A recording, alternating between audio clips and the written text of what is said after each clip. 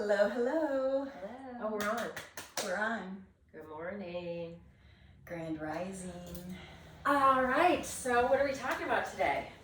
Are we going to talk about the idea of ego? Not as, he's so, oh my God, he's so arrogant. Ego, but kind of, ego is who we think we are. Mm-hmm. What do you guys think about that? Love it. All right, Yeah. cool. Who wants to lead the show, Lo?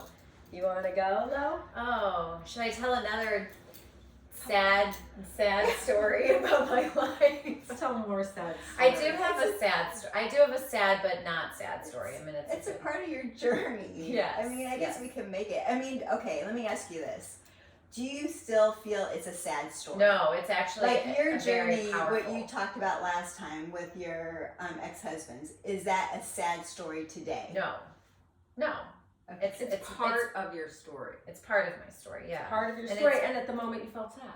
Yeah, of course. And it's part of me being able to access my personal power, my higher power, which is within me. So yeah, I will try to make this as quick as possible because I can make this a really long story if I want to. But so I'm a wedding photographer. That's what I've been doing for the last 15 years before I got into this world. And I had an engagement session or an engagement party that I was photographing several years ago. This was maybe like 4 years ago. And I had just gotten broken up with. I had been dating a guy Were you dumb? I was dumped. Don't I was dumped. back it up. I was dumped. Harshly. Told the guy I had feelings for him and he bolted. He literally left my house as soon as I said that. Yeah. Okay. Yeah. Remember? Yeah. He just took off. So Never to be seen again. yeah, literally. He met me one time in a Costco parking lot so he could give me back something I left at his house, and that was the last time I saw him. So yeah, that was fun. Thank God I can laugh about it now. I love you. Goodbye. Yeah. See you later. Okay. So anyway, so this had just happened, and he and I had talked about going to this rooftop restaurant in the city where we live, and and I wanted to go there. Well, of course, this had happened, and a week later I'm shooting this engagement party on this rooftop restaurant, at this rooftop restaurant. Where you wanted to go. Snap. Where I wanted to go, right? Yeah. And it was a beautiful evening. There was a sunset. Love was in the air, blah, blah, blah. So as I'm photographing this, I'm looking around, and there's a table with this young couple, and they're holding hands, and then there's someone sitting at the bar, and they're all engaged in conversation and into each other, and then I'm photographing someone getting engaged, and You're just the help. I was just the help, and I was Right. alone, right? Once again. And, that was had become my story. I was alone. I was photographing weddings, and everyone was getting married, and my friends were getting married, and Which happens when you're a wedding photographer. yes, but even a lot of my previously single girlfriends We're getting were married. getting married, Right. yeah, or engaged, or they were in relationships. So all of it, not even all of a sudden, it was as I'm doing this, as I'm working, these thoughts are in my head. You're alone. You're never going to get to come here now. You're never going to go to this restaurant. You're never going to experience this with someone you love. You're alone. And then the idea of being alone, the thoughts of being unworthy of love started coming in. Right. And this voice in my head was literally beating the shit out of me as I'm working. And I'm getting emotional and sad. And so I leave. I finish up, I say goodbye to everybody, and as I'm walking down the stairs, I'm in tears and feeling pretty low. Well, yeah, because you've basically been emotionally abused by your ego. Yes. Yeah. I was. Right. I was emotionally abused by my ego. That's a great way to put it. Mm-hmm. So I get outside onto the street, and I parked across the street, and I sit in the car, and I was just like, I don't want to keep doing this to myself. I don't want to keep beating myself up. I don't want to keep emotionally abusing myself. And so it was kind of a flip the script moment, but it wasn't even conscious at that point for me. It was literally, I sat in the car for a second, I got myself under control, I rolled down the window, fresh air. Okay, you got your ego under Yes. control. What you believe yourself to be. Right. So you just saying that, like, I got myself under control. Yeah, it's like you got your ego under control. Yeah. With Yeah. your higher self. Right. Continue. Right. Sorry, I just want to point that out. And it was funny that I was in the car because we talk about the ego has the driver is in the driver's seat, and at that point it was a shift. There was a shift, and all of a sudden I had this really loving, soft, gentle, kind voice come through, and it was different. It was different, and I think it was the first time in my life that I actually had the experience of, oh, this is something else that is talking in my head. This is something else. Of course, it's in the same voice. I mean, my voice in my head sounds like me, but it wasn't like I had, someone that sounded like, I don't know, Oprah or someone come in. Well, a lot of Oprah references. It didn't sound like anyone different. It sounded the same, but it was the energy of this voice was completely different, and it was encouraging, and it said things like, you aren't alone. You are loved. You are beautiful. You are kind. You are talented. It was all of the things that you want someone to say about you, about me, right. that I couldn't say to myself. Well, myself your ego. couldn't say to myself. So what came in when you were saying the higher self is the voice of love. Mm-hmm. The ego is the voice of fear. Yes. Now, fear in the world we live in, we have to be aware of we had to fight for our survival at a certain point. So that fear voice isn't something that you eliminate. I need to know when danger is around. If I'm going to be in this realm, I have to be aware. So we're evolving out of that state of survival and fear. But so you had the voice of fear talking to you before. You're going to be alone. You're not good enough, And then the voice of love came in and said, hold on. You're an amazing photographer. You're beautiful. You're kind. And that was your higher self, because your higher self is the expression of love. Yeah. And the reflection of love. Yeah, and it felt like my own personal little cheerleader. I mean, I call my spirit, my guidance, my team now, I call them my cheer team or my spirit team, because they do. It's a voice that builds you up. It's a voice that feels loving and gentle and kind, how you would speak to your child or to a friend. That's the voice. And so that's how you can really differentiate. And once you have the ability to differentiate between those voices, then you can start saying, all right, I hear you. You can say what you want, but I'm going to choose not to believe you. Why don't you go ahead and take a back seat? Mm-hmm. And then the other voice has more, there's just an open channel for that to come through. And eventually you will lead from that place. Yes, yes. So your ego will start to kind of, this higher, more experienced driver who knows how to navigate all the twists and turns with a little more nuance, a little more finesse. Okay. And that higher self takes over and begins to be in the driver's seat. And truly guide. Right. And truly guide. Guide the journey, yes. Right? Yes. Because if I followed the journey of my ego, I would be in an entirely different place.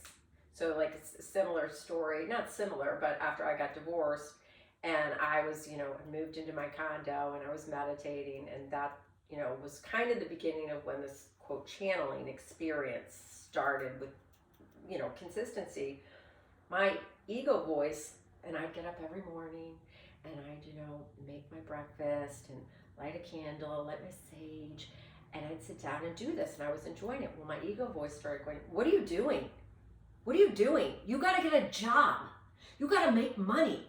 You can't just sit around doing this. Like, you're going to end up old and alone and penniless. Mm-hmm. I mean, that voice was saying that as I was trying to connect to that higher self. That ego voice is going to come in, and I think it really does think it's doing a job to try and save you. But and that's all part of the programming of being a human being. Right. We are supposed to be doing a job. We are supposed to be working, making and money. So the ego drives that. saving for retirement. And what am I going to leave to my children when I'm dead? Like, I've got to leave my heirs like a kingdom or something. Like, I've got to go make money so when I'm dead, someone else can get my money. Mhm. That's like, what am I doing? But I remember sitting there kind of with sweaty palms. Like, you're really going to just sit here and work on nurturing your connection with your higher spirit for like a year? That sounds pretty fucking crazy and maybe a little irresponsible. You know, that's really what I thought. So I don't think no one needs to do it in that kind of, dramatic way. But I think that's very dramatic. it was very dramatic, but I kind of go big or go home. It's my way. But just creating space for spirit to start talking, or being aware, like Laurie's saying, she's really aware that her ego was talking and making her feel like she was unworthy, whatever, kind of destined, for loneliness, like, be an old maid, never have dinner at Vindicet ever, But then in the car, you open the window, and I love that because a couple people have said to me they're opening their window. Oh, good. Like, because of that. Like, I'm A going to open reference my from the window.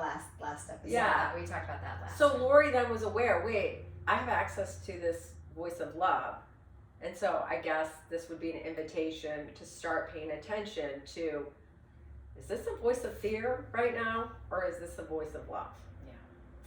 So I'd like to put a little bit of a different slant on the conversation of ego, in that these are scripted old stories.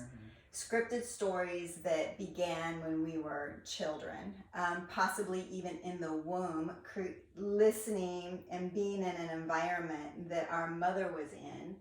So like that script, that story started very young, where we were taking in that information. We're taking in information from our environment. All these billions of bits of information are occurring, and we are building filters. So that's what happens from the age of 0, from womb to like the age of 7 or 12, whatever the scientists say, is that that's when we're building our filters. We're building our filters to our world so that we are safe, right? Because the idea is, to carry on. So to build these filters. So the stories of the ego, or the ego itself, is stories that have been scripted. And then they literally you press repeat. You press repeat. And they keep coming and coming, and they just repeat until there is conscious awareness. We tap into our own free will. Do I want to respond in this way? Do I want to continue to have this experience? The trauma, the drama, the bad feelings. Do I want to continue that? So we awaken to the fact that I have a choice. I have a choice to respond here. I can continue and feel sad and cry, or I can, put my boots on and like start Big girl panties. Yeah, big girl panties, boots, whatever. But like literally fill in. It's like, so the spirit, higher self, soul, literally fills us. Okay, that is intuitive. That is a flow that's coming in. That's not scripted. It's a flow that's coming in from our eternal source, and that eternal source is always here. So we hear masters talk and say, or teachers say, everything is within you. Right. You have the question, the answer is within you. The answer is within you. It's not in that script. It's not in the stories. It's in that divine flow, that sacredness, that infinite that we are always connected to. Yes. We're allowed to be connected to that, but those filters that you're talking about, oftentimes we all have access to be connected to that, but we don't have practice. Correct. And so when Jules is saying the answers are in, they are, but without that practice, the ego, which is edging God out, the ego is edging God out. I love that. And so, you're going to turn within and go, well, the answers are all in here, and your ego's going to go, yeah, you figure it out. Next Tuesday, you make a phone call, and then after you call this guy, then I'll call this guy, and yeah, because the answers are in. It's like, well, hold on. If you've got all these filters, your answers you're going to get are from the ego, which is edged your God, your higher self out. So we can say these things, and Jules has a lot of practice at, being in flow and in tune with her higher self. And I want to say it takes practice. It takes practice. So, it's like, okay, so what are the steps, Jules? What are some steps you think what did you do to get to where you're recognizing you're speaking to your higher self? You're reaching your divine answers. I know you were, when you were 25, you weren't where you are now. So like, I'm kind of saying maybe we all could offer kind of how did you arrive that you trust that you're not talking to your ego or listening to your ego. Do you know what I'm saying? Oh yeah. So I think the first step is always going to be awareness. I mean, that's the first step in all programs is awareness of where you are. So the awareness of, I'm not feeling the way that I really want to feel. I am not feeling like I'm thriving. I'm feeling like I'm surviving. Mm-hmm. So, but do I want to just live a life of survival? That's the first question. I mean, I have an awareness. I am living a life of survival. Is that what I want? Mm-hmm. For some people, it's fine. For some people, it's fine to have that 9-to-5 job, to have your vacations, to carry on with life, follow all the cultural norms, and that's fine. But there's some of us that are awakening to something greater and something, I don't even want to say greater, that's all a matter of perception, something different. Yeah. Okay? So some of us are desiring, we're awakening to something different. Like there's something different that I want to feel. Okay, they just gave this offering of a rarefied experience. A rarefied experience. Because it doesn't need to be, but rarefied. It is rare. Right. It is rare. What you're choosing is rare. Right. But that word rarefied is kind of cool, right? Right. So, and also expansive. It feels greater in the way that it just feels you're more open to things. So, and how I'm feeling that right now is like with all three of us, we have expanded beyond, say, our family norms. Mm-hmm. We're expanding beyond, say, our neighborhood, like what our current neighborhood does throughout the day. Like we're expanding into different thought forms. We're expanding into thinking about different futures, right? What the health industry, right? Even what that looks like. So we're expanding beyond what is perceived in front of us. So we're expanding beyond that. So awareness. Mm-hmm. So I'd say awareness and like knowing, like truly understanding where am I? And then where am I? But also, what do I want to feel? Mm-hmm. So like that's my destination or like my goal is what do I want to feel?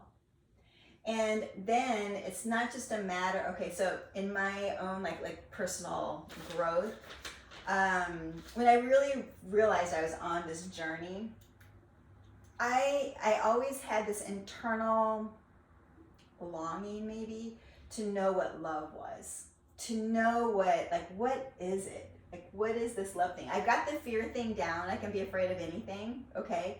And learn from it. But what is this love thing? So once I started my journey, I literally got the little sticky notes. I wrote, I am love. And I put them everywhere, on the refrigerator, on my bathroom, mirror, on my doors, like everywhere, I am love. So that I would see it and like try to tap into it, just trying to tap into it. And that just started literally changing my life where certain people were coming into my life that I would learn from, whether it be, life coaches or books, conversations, TV shows. And then what I recognized is as those things started filtering in, I started saying no to the things that were more of a fear-based. I'm like, don't want to play there. I want to go back to this feeling. So, so I would say awareness. My first thing was the sticky notes. Yeah, I like that. I like that. Everywhere. Too. And if I am love feels, for some people that might, it's Yeah, so abstract or it's such a big concept. So you could literally make sticky notes of things that are awesome about you. Right. It doesn't necessarily, you can put I am love, but it can also be I am a wonderful friend.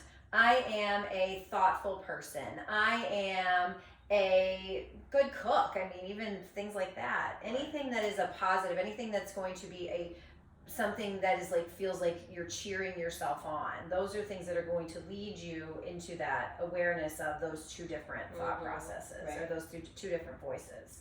It reminds me of my kids when they were little. I didn't do it all the time, but they would be at school and I guess it was before there were markers that I knew of that you could write on windows and mirrors. So I'd get my lipstick, not an expensive one, and I'd write messages on their mirrors. And they'd come home and be like, Mom wrote on the mirrors again. But it was stuff cute. like, you're amazing. Yeah. You brighten up my day. And it was I wanted to do that for my kids. I don't know that I was thinking so much at that time about doing it for myself. Right. I was still in that, I want to be a good mother. I want them to know they're loved. But just that idea of building yourself up, Mothering yourself. Right. Some of us didn't get mothered in the way that we needed to be mothered. Right. So we can mother or parent ourselves right in those situations. Right. And that's what that felt like. And there was a huge level of awareness when I sat in the car that day. I can remember my hands were on the steering wheel and I saw tears. And it was a moment of, stop doing this to yourself. Just stop. And let that voice just take a break and let something else come in. And it really did. Once I had that moment of awareness, that other voice really poured in. And it was a big moment for me. It really was. It was a really big shift for me.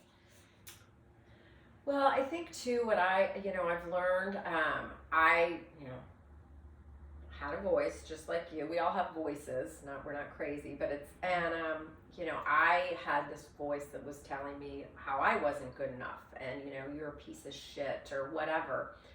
And that voice, trace that voice back. Find out who first started. When did I first hear this voice?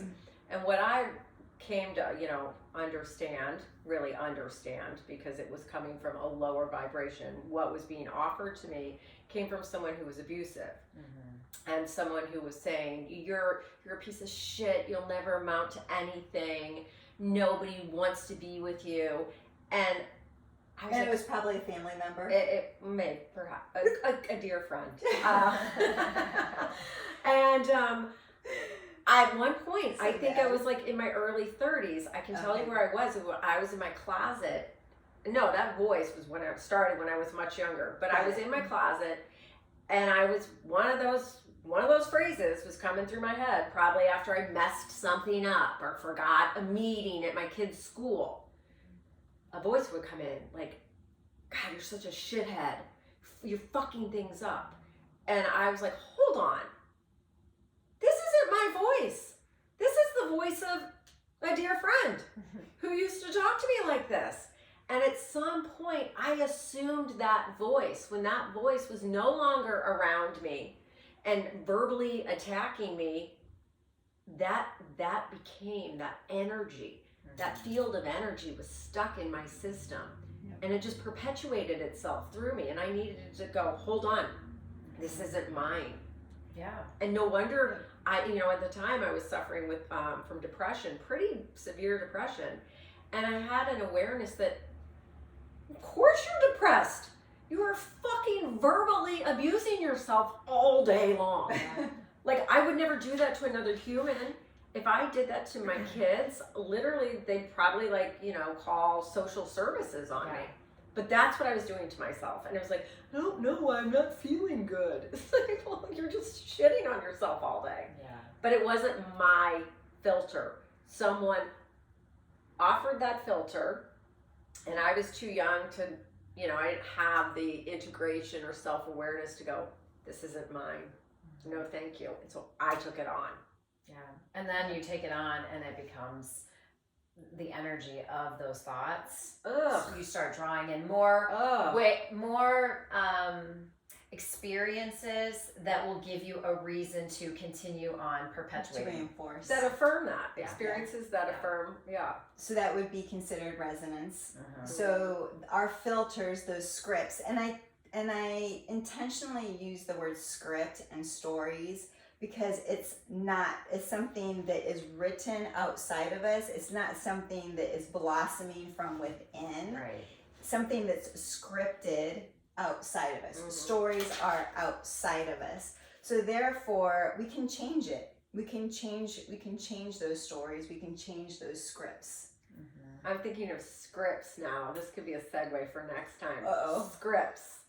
Your doctor writes you a script.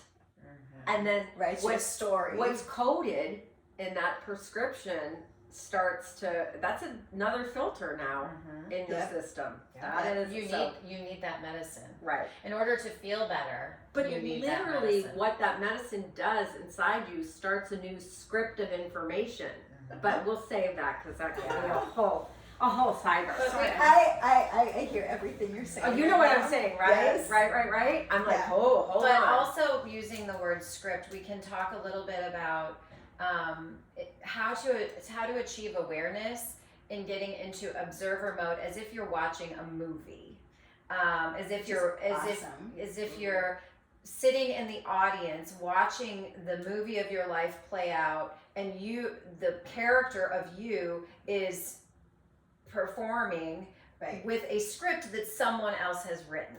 So, okay, so I love that because this is after awareness. So you have an awareness, okay? And, okay, so the reflection is, where am I? Where do I want to be? What am I feeling? What do I really want to feel? So that's the reflection time. But when you're in the moment, right? You have the awareness, you have this thought. Okay, so how do you shift? Okay, and I think we talked about this before. There's a pause. Mhm. There's just taking a pause, adding a breath. Just taking that breath gives you that moment to be in that awareness, be present, and with your own consciousness and free will, choose. Yeah, create a choice point. Yes. It is a choice point Yeah. rather than just a reactionary. Yeah, no longer reacting from the filters and the programming. Now we're present Choice and point. we have a choice point. How do I want to respond? Where do I want to go with this? And then you were saying, Well, I was just saying how then you can then go get yourself into, you have that awareness, you're not in that space of reacting, and then you can take even a further step back, be the observer. take a seat in the theater and observe and So watch I always things think of play it out. here. Like being the observer, especially like in a room, like even like considering yourself, how am I acting in this situation?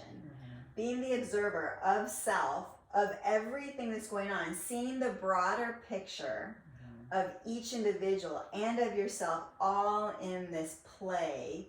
What roles are we playing? I mean, okay, then it gets fun, right?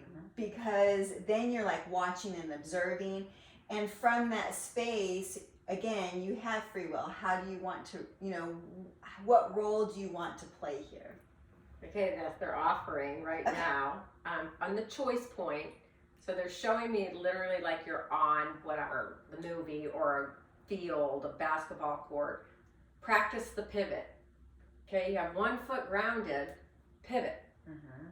This way, this way, this way, this way. I mean, you're anchored, just like a point guard who's playing basketball, pivots and looks. Do I want to go left? Do I want to go right? What's going on over there?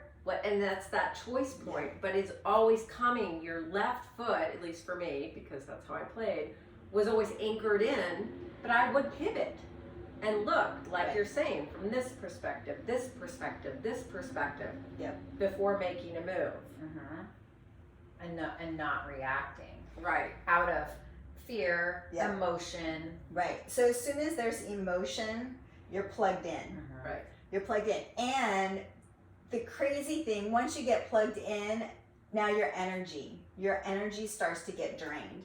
When you can stay in the observer mode and just listen, like literally listen and observe, you don't have to be plugged in. You don't have to get emotional about the situation. You can simply be the observer and offer a response this from the consciousness, maybe more heart-centered versus emotional. Like once we get emotional, we're plugging ourselves in, and that's where you leave a situation and you feel drained. Only add energy to that which you wish to amplify. Yeah. So Say it again. only add energy to that which you wish to amplify. There you go. Perfect. Love that. Yeah. And so that's not going to come from a plugged in. Right. You're not No, going to be because plugged you're in. adding energy to that. You're going to be here. Right. You're going to be more heart-centered, and you're going to offer from a place that everyone is going to be uplifted, amplified. I love it. And also the idea of this higher Rarefied power. amplification. Oh, love it. Rarefied amplification.